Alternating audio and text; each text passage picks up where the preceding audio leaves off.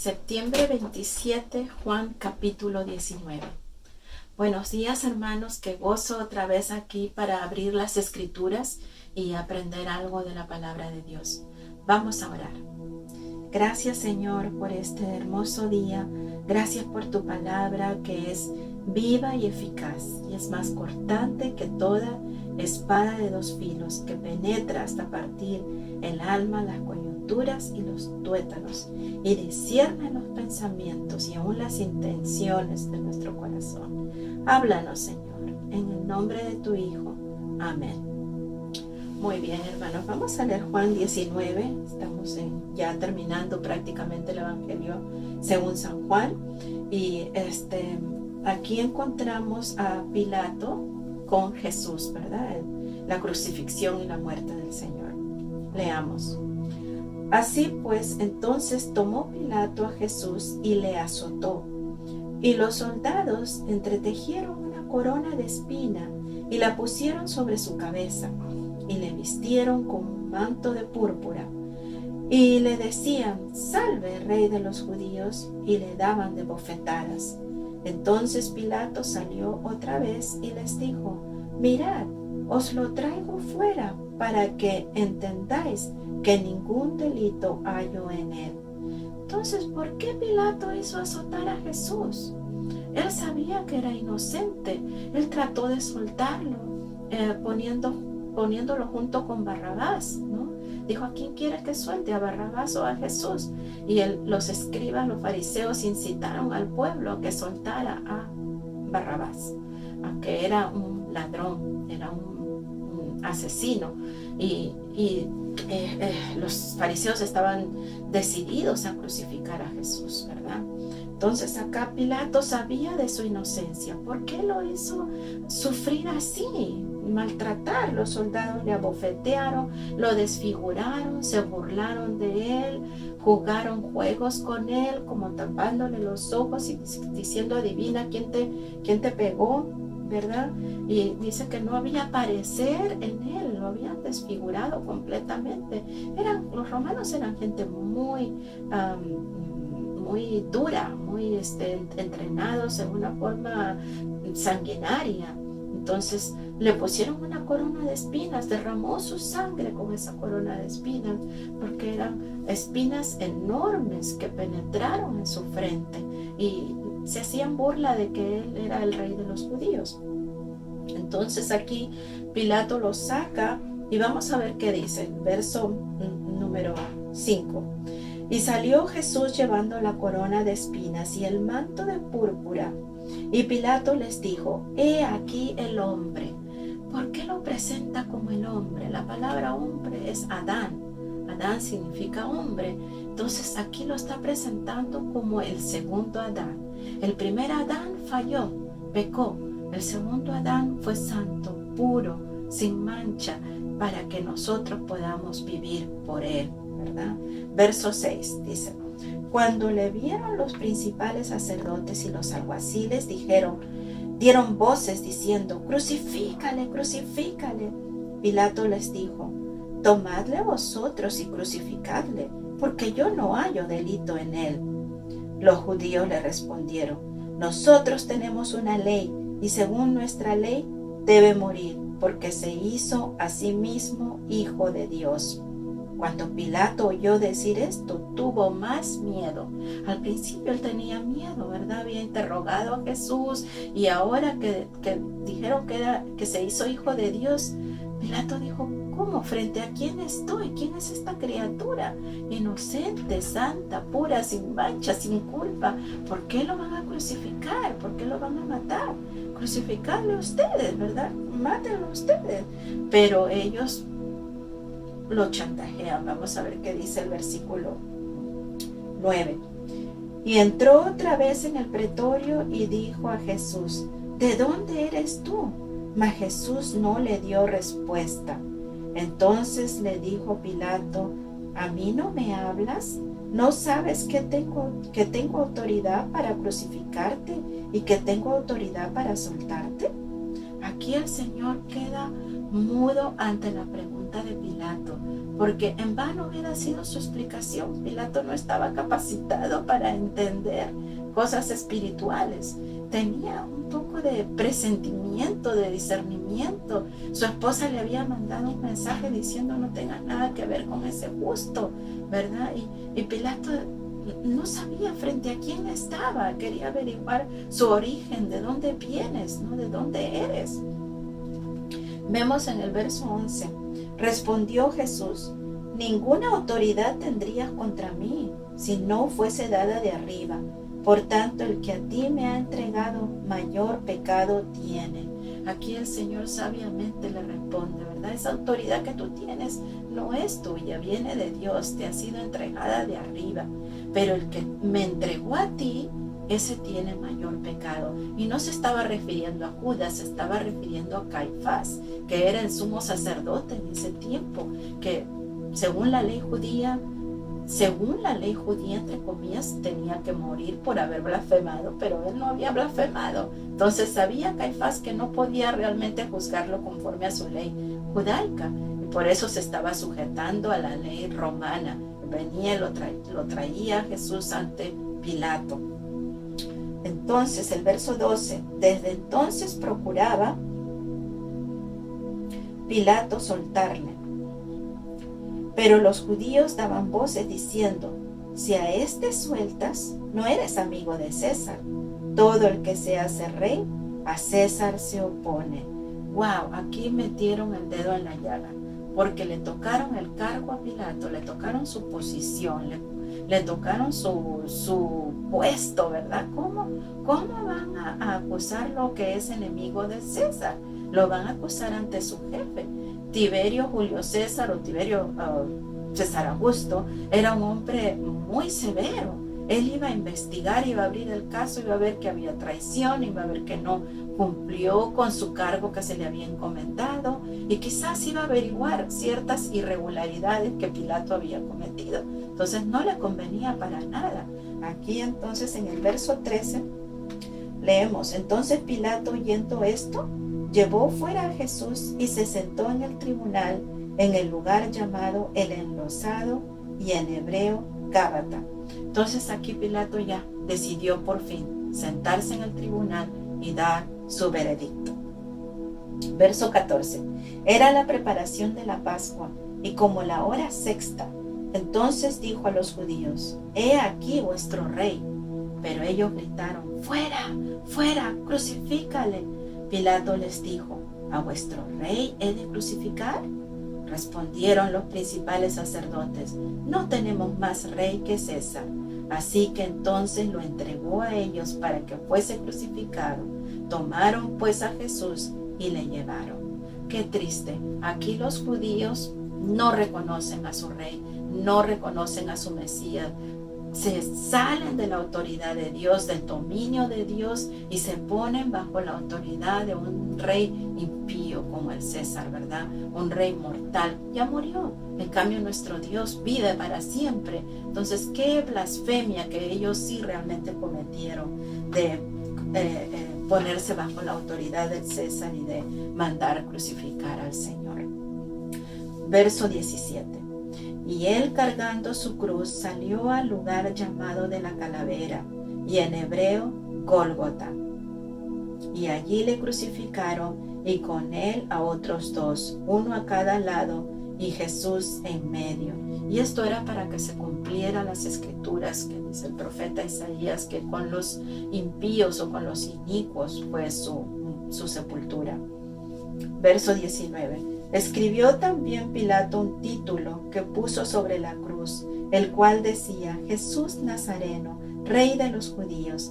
Y muchos de los judíos leyeron este título, porque el lugar donde Jesús fue crucificado estaba cerca de la ciudad, y el título estaba escrito en hebreo, en griego y en latín.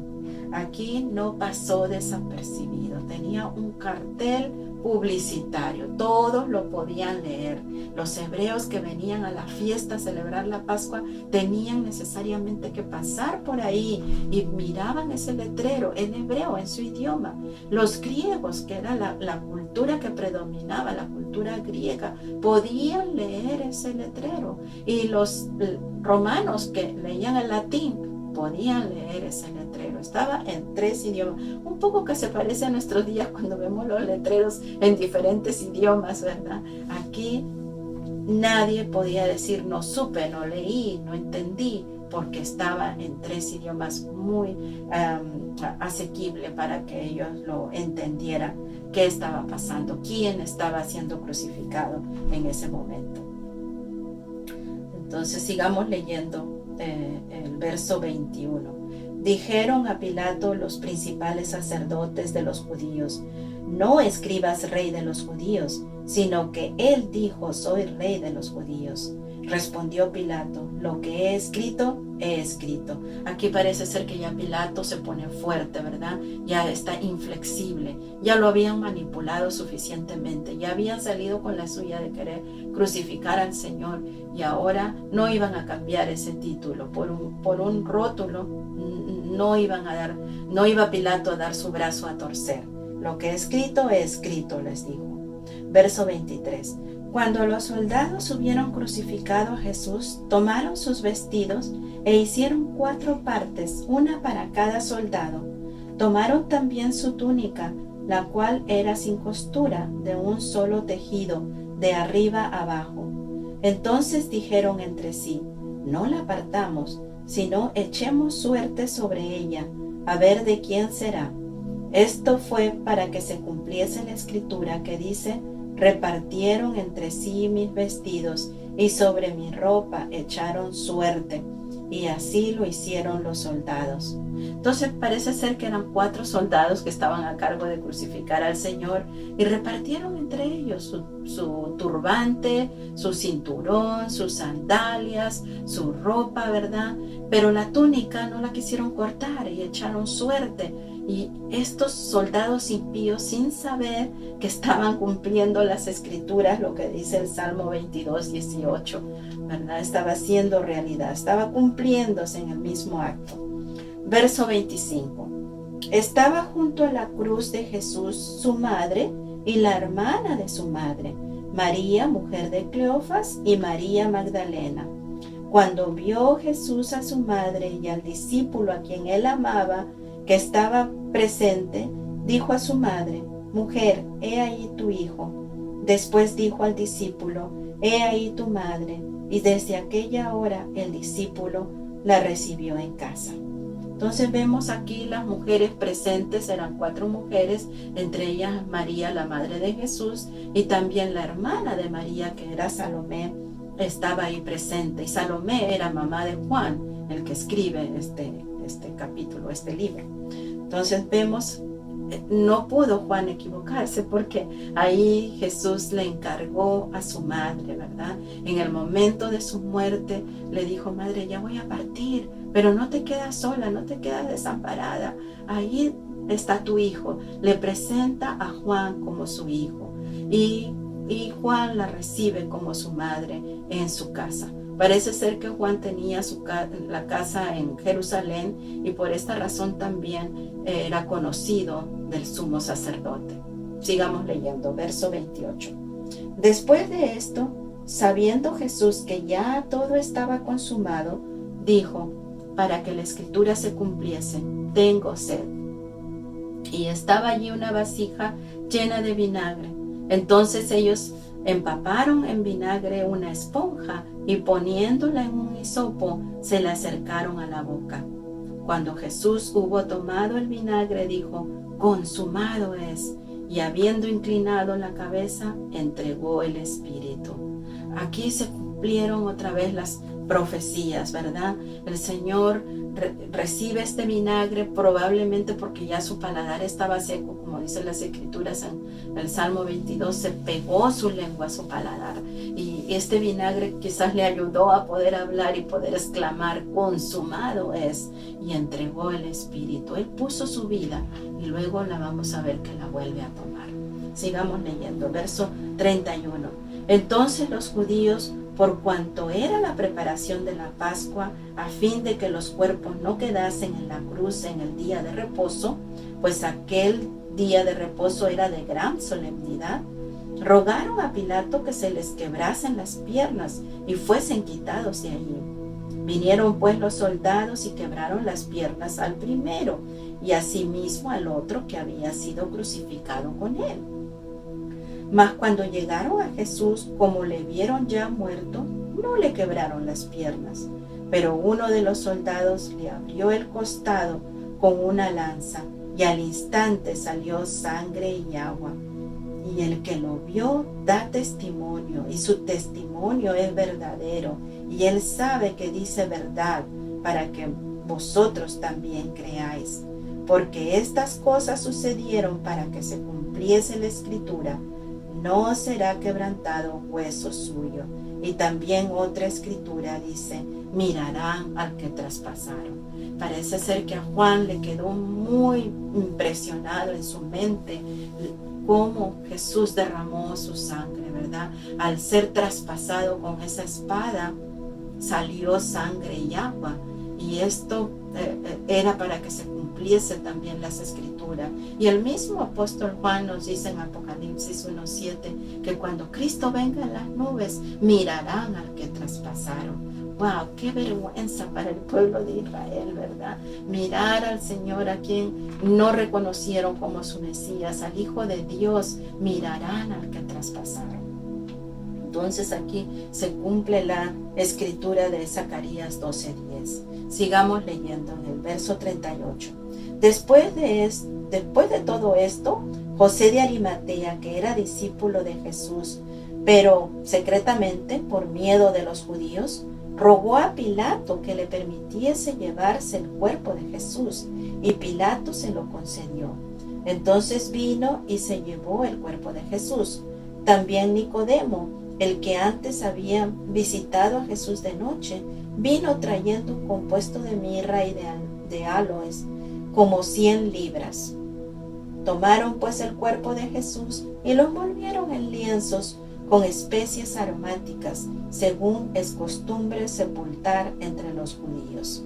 ¡Wow! Imagínense ustedes aquí el cuerpo del Señor, molido, golpeado, abofeteado, ¿no? Herido, traspasado, pero no se quebró ni un solo hueso para que se cumpliese la escritura. Igual al Cordero Pascual no le quebraban ni un solo hueso, tenía que estar intacto sus huesitos. Así el Señor cumplió las escrituras, siendo Él el Cordero de Dios inmolado por nuestros pecados. Y los discípulos que habían sido secretamente ahora toman valor, recobran, ¿verdad? Quizás sabiendo las escrituras, piden, se hacen manifiesto, testifican, piden el cuerpo del Señor. Aquí José de Arimatea y Nicodemo se encargan de sepultarlo. Entonces vemos que ellos tienen que hacer frente en esta hora de crisis. Los discípulos, los 12 discípulos que habían seguido al Señor, habían huido, habían desaparecido, estaban con miedo, pensaban que lo iban a matar. Entonces aquí Dios usa a José y a Nicodemo para que puedan darle una sepultura a nuestro Señor. Dice, lo envuelven en lienzos, le ponen las especies aromáticas como 100 libras. Entonces ese cuerpo pesaba mucho más, ¿verdad? Cuando está con todos esos lienzos y todas esas especies aromáticas, por lo menos 100 libras más. Entonces era costumbre sepultar de esa manera.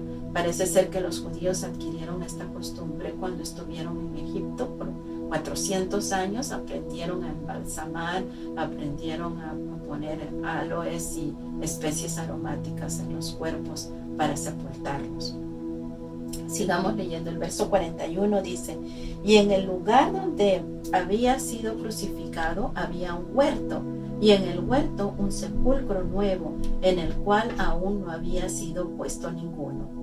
Allí pues, por causa de la preparación de la Pascua de los judíos, y porque aquel sepulcro estaba cerca, pusieron a Jesús. Entonces se cumplió las escrituras que entre los ricos iba a ser su muerte, ¿verdad? Iba a ser su sepultura, como dice Isaías. Pusieron al cuerpo del Señor en la cueva que se cree que era de José de Arimatea, que era un hombre acaudalado. Y nadie había usado este sepulcro. Estaba dispuesto porque estaba cerca, era conveniente, ya se acercaba el día solemne, el día de reposo, y les ganó el tiempo. Tan es así que al día siguiente, pasadas las fiestas, cuando llegan las mujeres, ya el Señor ya no estaba, ya había resucitado. Y ellas van con más especies, pensando, vamos a terminar de embalsamarlo, de ponerle las especies aromáticas, pero ya no lo encontraron al Señor, ya había resucitado. Y el Señor pasa aquí, descansa, cumple el día de reposo, descansando su cuerpo como tenía que ser para luego resucitar. Y eso lo vamos a ver mañana en el capítulo 20. Les invito entonces que se conecten a esta misma hora. Dios les bendiga.